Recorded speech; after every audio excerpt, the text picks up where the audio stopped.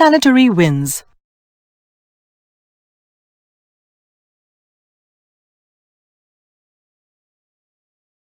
Planetary winds are also called permanent or prevailing winds, as they blow the year round in the same regions. There are three types of planetary winds: trade winds, prevailing westerlies, and polar winds. The trade winds blow from the subtropical high-pressure belts, horse latitudes, to the equatorial low-pressure belts, doldrums.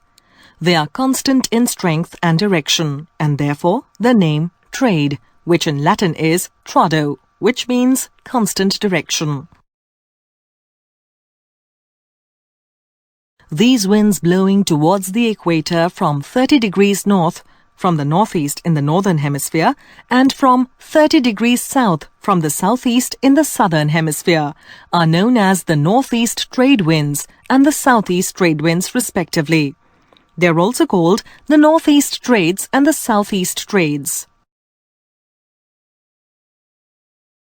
William Ferrel, an American meteorologist, developed Ferrel's law to explain the direction of the northeast trade winds and the southeast trade winds.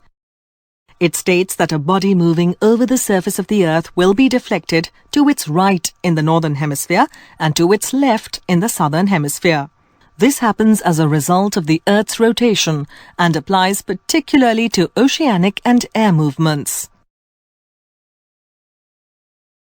The prevailing westerlies blow from the subtropical high-pressure belts, horse latitudes, to the subpolar low-pressure belts, between 30 and 60 degrees north and south. They are not constant in strength and direction. These winds are also known as southwesterlies in the northern hemisphere and northwesterlies in the southern hemisphere, based on the direction from which they blow.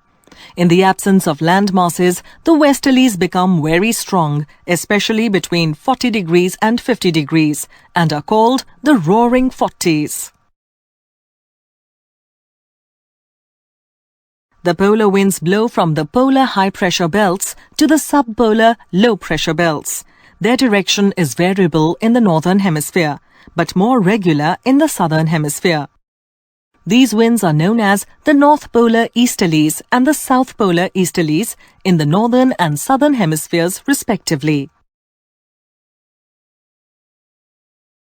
Thanks for watching, guys. See you in the next episode.